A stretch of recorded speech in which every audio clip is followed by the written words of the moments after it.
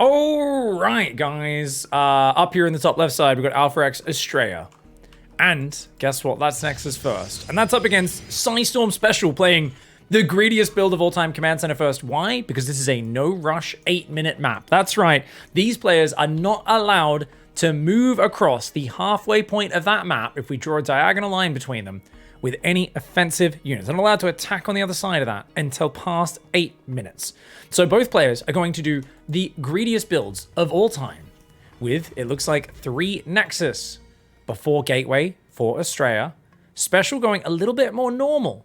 On the other side, he's gone for the barracks. So you can see like there's a barracks here after the command center. So it's CC first. He probably is still going to drop a fast third command center. Now chat's asking a lot of different questions. Cannons offensive units. Can you just, no, you're not allowed to attack. You can scout, you can send any unit across to scout, but it is not allowed to attack. So if you send a Zealot or a Marine or a Reaper, it's only allowed to move. But you can kill anything on your side of the map. So you can kill their scouts, but you cannot do that. Now, technically, the players could have probably gone and pylon blocked or eBay blocked. I didn't mention that as a specific rule, but I'm kind of happy neither player's doing it, because if one player thinks of it, the other one doesn't, that would be a pretty big advantage. As it is, though, Special going for that factory, and that second orbital third Nexus is on the way. And now, a lot of Terrans will say, Protoss has chrono boost. If they don't have to worry about aggression, they will just get ahead economically. Special said, I think this challenge is already unfair. Astrea said, maybe, but you just got to big brain it. You got to big brain it, Juan. Come on, man. And we were initially going to do 10 minutes. And Astrea suggested 8 minutes because he said, look, if we go 10 minutes, he'll have BCs out easy. I'll have carriers out easy. And it's going to be not that interesting. 8 minutes? There's a bit more strategy. You don't have as big of a macro up window to kind of get where you want to. And then, of course, I offered Pride of Altaris as the map, a map with a gold base with lots of exposed expansions. And Special said, no effing way, we're playing Romanticide or nothing, bro. He's like, I need a map I can actually defend, because he's like, there is going to be so much money for the Protoss and they're going to swarm me. I need to use Terran defensive advantage to wall off here, and try to get on forwards. So we'll see exactly how it goes, because the thing is, yeah, chrono boost is good if you can just use it for probes, right? If you don't have to worry about aggression early on, that does seem to be Protoss's big weakness. On the other hand, I don't know why you wouldn't have gone third command center before barracks and factory. Personally, I'm like, like he's already trying to build up tanks, but then he cancels it. He changes his mind. Interesting. So what is Special's? Okay, now he's building a fourth command center. So I do feel like Astrea overall in these challenges has been a little bit more big brain than Special. He really has. We've done a bunch of different challenge matches. What is this? Is he already planning a corner base? Or is he going to hide tech up there? Double Forge and a Star... Okay. Am I playing ground or am I playing air? Special sees Double Forge and a Stargate? Oh, I don't think Astrea wanted him to scout that. So Astrea's planning to play ground. The Stargates are fake. I think he was planning to make like one Stargate unit just to kind of look around. Now Special's going to make a Raven and then Cloak. What? Why? Cloaked Banshees? Okay. And a Cyclone? Why are you making bad units? These are like early game harassment units. Are these actually going to work as part of your plan past 8 minutes? I thought I'd be seeing like BCs and Thors only. Like, you know, I thought I'd only be seeing big boy units, right? I mean, it's going to be mech. Okay, so he just wants to deny the scouting. That's what this is about. So the Cyclone stops the hallucinations. The Raven stops the observers. The Stargate is not being used at all. There's a fleet beacon on the way. Okay, I think he wants to prepare Tempests. I think he's like, you know what? I'm just going to get Tempests to counter what I expect, which is battle cruisers and also siege tanks. If I can force him into Thors, Thors die to Disruptors and Immortals. Mothership! What? He's doing a Mama Rush! He's on one gate rushing Mama! Astrea! The meme lord of all meme lords! He is rushing for a mothership. Is he gonna recall in the main at 8 minutes? Guys, he is gonna do a 1-1, maybe 2-2, probably 1-1 mass charge attack. He's gonna fly Mama down here, and on the 8 minute mark, recall into the main base of Special. Actually, he's gonna do it down the right flank. He's gonna do it down the... Oh my god.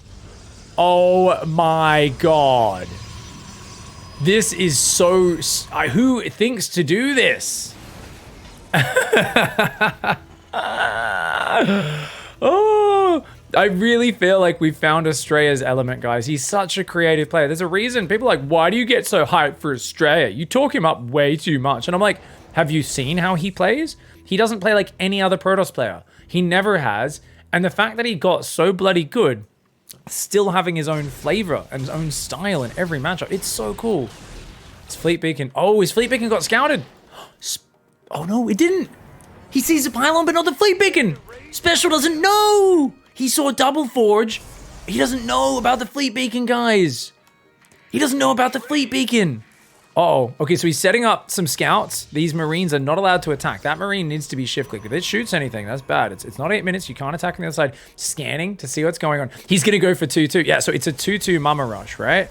So Mama's coming out. Mama's floating down the right side. Now, if she gets spotted by this Marine, which she will, she's moving directly to that Marine. And there's a warp prism with it, so he's going to warp in with it. He's on 11 gateways, guys. Where's his army? Zealots and Archons, very good fighting units. What is there to defend? 5 tanks, 3 Banshees, a Raven. Guys, I don't want to call it early, but I think special whining about Imba is about to happen in the chat. Is he going around the Marine? No, he's gonna go through it. I think this might actually be his undoing. This one Marine. Billy Bob, the scouting Marine, may actually win this game. He's waiting for 2-2. He's waiting for the 8-minute mark. Mama also needs to gather 100 energy. She's 16 energy away. Oh, does she see it? She sees it. She's got longer sight range than the Marine. He doesn't see her. Astrea pulls back. Wait, no, he's going for it. He's just diving. His 2-2's not quite done. His upgrades aren't timed out with this, guys. Uh-oh, the Marine died. The Mama, I mean, he couldn't stop Mama from attacking, so I'm going to give him a yellow card for that. That's not a red card because she auto-attacks. You can't stop her from attacking. The Raven says, oh, hello. What's that you trying to do, Mama? What is that? What's that you trying to do, Mama? He was trying to do it right on 801. Oh my God. The Mama gets blocked by the Raven. Billy the Marine takes one for the team, and he actually walkie-talkies home. They get the Raven, and the Raven says, no recall for you, silly Billy. Astrea blocked in his tracks, and now he's going to still try to go for the bust. He's moving down the south side. That's a lot of Zealot Archon, but the walls are up. The Hellbat count's slowly growing. He needs a lot more Hellbats to deal with this. Warp Prism goes down. He's going to recall on the army. He doesn't give a shit. He's going to recall on the army. He's like, let's go. My name's Astrea. Welcome to Zealot Archon. Sorry, what was that about a wall-in? Silly Terran player. He recalls on his face. Mama's flying off to the right to die to missile turrets. This is going to do a ton of damage. Oh my God, he's already killed 23 SCVs. If he can overwhelm the tanks, if he can get the Zealots on the tanks, he wins. I think he'll win. No. Okay, the tanks do survive. 23 SCVs go down, though.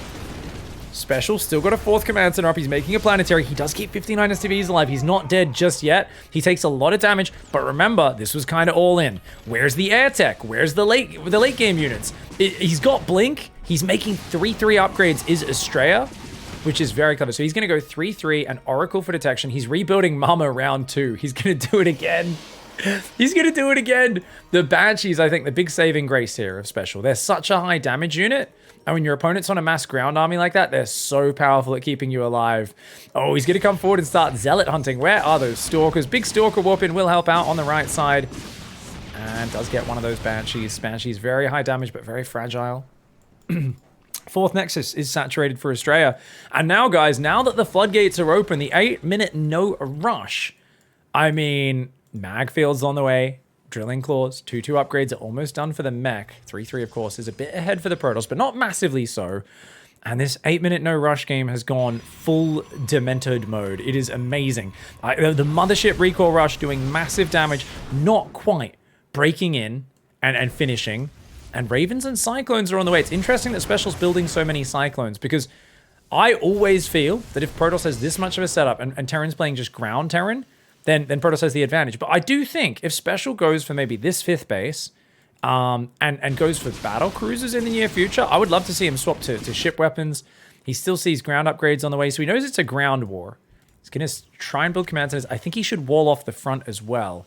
Yeah, these tanks aren't really covered by much, so Special's got to try and catch up in that supply. He's very vulnerable right now.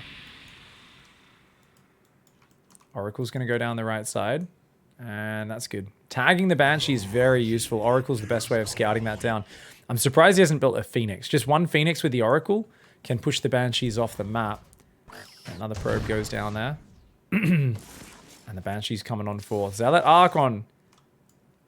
Interesting. Okay, Oracle's there.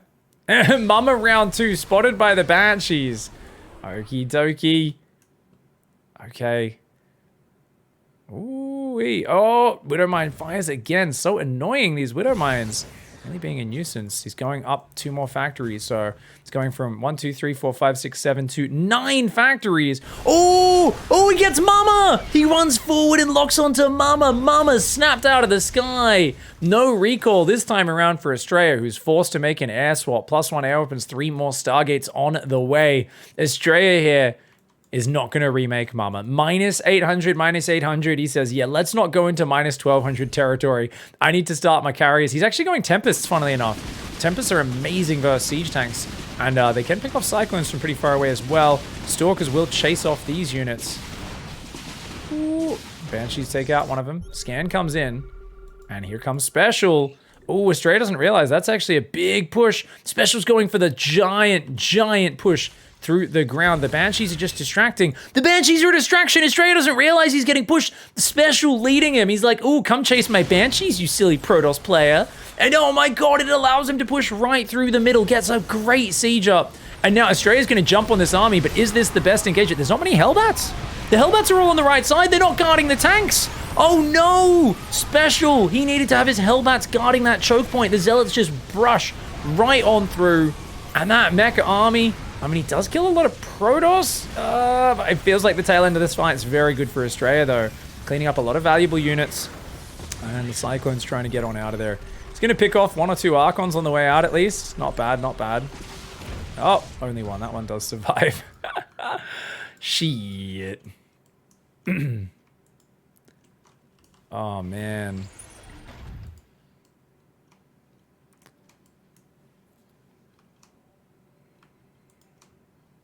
Got 3/3 upgrades on the way. Tanks, Ravens, Cyclones. Extra Robo there as well. So second Robo Bay. Tempest Disruptor is going to be the play here out of Astrea. And that's very good verse ground. Tempest, of course, a precursor to the battle cruisers. Their counter already being ready. Oh, Blue Flame Aliens do pretty good verse Zealots. They do better in Hellbat form. Widowmines come forward. They get 2 Cyclones. Widowmine does answer and take out one of those Stalkers. A whole bunch of people in chat making fun of me for saying right side. The Hellbats were on the left. They needed to be on the right. When you're speaking very fast, maybe I said that the wrong way, but I did say the Hellbats needed to be on the right side, guys. They needed to be here. That's left. That's right. There are some people don't know physics. It's fine. Oh, I sit in Twitch chat pointing out things people speak wrong all day. Twitch chat. Just slowly chipping away at my soul. We are, of course, 100+ hours into our stream, and I've already lost 16 sanity points. We are below 50 sanity points. Quite depleted. Orange health bar on that sanity rating right now. Unfortunately, watching these games, I think, is not helping. Astrea seems to be, I mean, he's called himself a powerful clown in the past. He really has called himself a powerful clown. He says North America in general is powerful clowns. Mexico is in North America. Special is a bit of a clown himself, but can he match the clownery of this Protoss player in a matchup which he truly believes in his heart of hearts is Terran unfavored. It is Protoss favored. That's a nice snipe there. You're gonna let the Hellbats trade against those Zealots. The Cyclones should get out. Run, Cyclones, run. Ooh, fight on the right. He locks onto a few of those Tempests, but dude, he's only now swapping into Thors. He's got 4 out, 3 more on the way. Thors beat the shit out of Tempest, but they lose to Disruptors. So this is going to be really interesting to see exactly how this works. He actually wins the fight. He's like, oh, cool, yeah, I'll cancel that and I'll kill your Observer. Dude, Astrea's economy is not looking too flash hot. He's got 3/3 upgrades, +2 Plasma Shields is on the way, +2 Air Weapons is done. And he doesn't have any carriers, just 13 Tempests. That is a silly Tempest count. But you know what? You can stack them up and shoot them all at once. Yeah. Hellbats, Hellions, and Cyclones running forward. And we've got Tempests and Archons there as well. Ooh-wee. Okay. Oh! Ow! Okay. There we go. We're going to see exactly what goes on. We've got Hellbats and Cyclones having a good time there. The Stalkers being... Oh, man. Dude. You're going to need more than 1 or 2 disruptors here. And the Cyclones are just keeping him back, man. The Hellbat counterattacks on the left side as well. And that's going to be a big issue. Tempest starting to fall here. Special taking these fights surprisingly well for such an immobile army. These big, fat, waddly boys. These are the guys you see at the gym where their muscles are so big their arms cannot sit down straight by their sides. They are so goddamn chunky and buff that they're powerful. If they get their hands on you, they can probably wring your neck, you know? Like it's a towel. They can snap you in half. But can they actually get into combat with the Tempest? If the Tempest standard fight with them, the Tempests look terrible. The Thors, though, are being... Oh, Astrea's going to give up bases? This is a strange choice for Astrea. I think Astrea's going to try and counterattack. No, he didn't realize this push was coming. Oh, no. He's going to take a lot of economic damage. Astrea's economy can't handle much more of this. He's only got 6 disruptors right now. He's going to struggle to deal with this army. And remember, he's got 10 Tempests. The Archons aren't going to help too much either. Raven is there. Oracles. Oh, he's got a big flank getting ready. That'll be nice. If he can get that flank in after chipping away some of these units, that will be fantastic. And, oh, he gets a few of those Thors in the open. The Tempest coming in, but those Tempests are taking big Thor shots. Okay, he gets rid of one of the siege tanks. He gets 1 Thor with the disruptors. Oh, the Tempests are going down. The Archons, though. The Archons and the Stalkers from behind are too much. And Special losing that last fight. A great flankety flank there from Astrea. He wins the 8-minute no rush. And very nicely done there. Thors are so good against Broodlords, Tempest carriers. The problem, as always, is that you have so much supply in a very immobile, chunky unit. You can see these guys unable to, like, move around properly. Those 3 Thors get caught out. When they get caught out, they can't get out of that issue. Special. In big problems there. The army's coming in from both sides. The balls didn't do all that much, but the Archons were just magnificently tanky. And, GG, well played. I still can't get over. We've got to go back and rewind. This was absolutely epic, guys. Billy over here. Honestly, this guy is the guy who sits in the lighthouse alone going, what is the point of my existence? But he saw. He spotted the mothership. He spotted the mothership. And he saw it. And he went, guys, she's coming. Gave time for the Raven to move over. And this mothership gets cucked. The Raven points at her and says, excuse me, miss, you're a cuck. And she goes, loses all confidence, loses the ability to recall her entire army in the base. And if she did it there, I think it's probably a kill move. But this let Special get ready. He gets a few more rounds of units out. This buys a lot of time. He moves his army across the map. Now, what was kind of funny here is the Prism did bait him. Right? Look at this shit. Look at this move. Astrea warps in a High Templar, comes in for the feedback on the Raven, doesn't get it, but it baits the Raven into doing the interference matrix anyway. The whole point there was, if I can get rid of the Raven energy, I can still do my recall. Astrea, with the 300 IQ adjustment to Special's 300 IQ defense, but then Special, he gets so big brain that he goes over to 0 IQ. Everyone knows when you go to 300 IQ, you are on the border. And he goes to 301 IQ, which flips to the opposite. It becomes 1 IQ, wastes his interference matrix. And unfortunately, Astrea's like, wait a second, you just used your energy on that. Oh, sweet. And then it comes on in and goes, recall! Boys, get in here!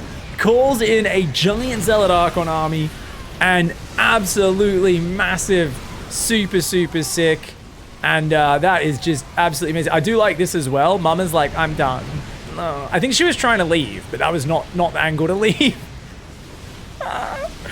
Amazing strategy by Australia. That's right. I'm claiming all of Australia's success for my country, guys. This is what we do in Australia.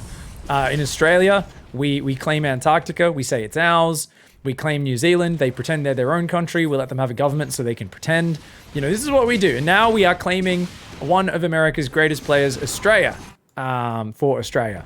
So anyway, guys, thank you very much for hanging out. I really appreciate it. This was an incredible game. Thank you to Astrea and Special for playing that one. That was an absolute banger. GG, well played to both of you.